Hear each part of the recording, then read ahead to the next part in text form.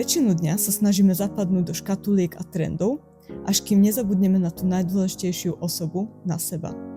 Moje meno je Melinda, som zakladateľka občianskeho združenia Moruša Slow Fashion a verím, že šatník má byť našim spojencom a nie nepriateľom. Práve preto tvoríme v Banskej Bystrici Fashion Lab. Nie je to len ďalšia módna prehliadka, je to manifest za autenticitu a udržateľnosť. Prvým ročníkom sme dokázali, že o pomalú módu je obrovský záujem. Spájali sme lokálne značky, workshopmi s Lafloritou sme zachránili viac ako kilogram textilného odpadu a otvorili diskusiu o tom, ako nakupovať zodpovedne.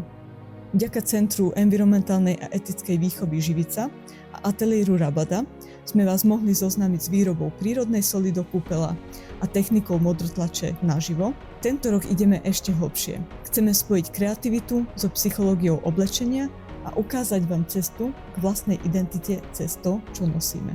20. júna premeníme priestory 365 Labu v Banskej Bystrici na živé centrum pomalej módy. Čakajú vás 3 interaktívne stanovištia, kde uvidíte celý proces premeny pánskej košele na nový kúsok a aj rôzne druhy textílií. Workshopy s Lafloritou, kde si sami vyrobíte doplnky z upcyklovaných materiálov. Diskusie o sebeláske a udržateľnosti so známymi hostkami ako napríklad Sonia Kopčanová či Drius Beauty. A vrcholom večera bude módna prehliadka 10 slovenských značiek, kde na mole uvidíte modelky a modelov ako ste vy, ľudí s reálnymi príbehmi a postavami.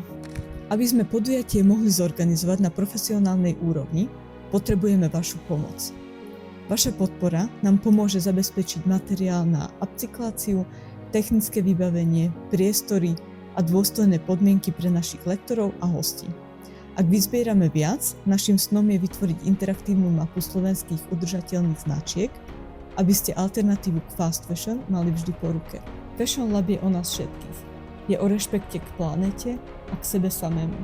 Staňte sa spolutvorcami podujatia, ktoré búra mýty o dokonalosti. Vyberte si jednu z našich odmien a vidíme sa 20. júna v Banskej Bystrici.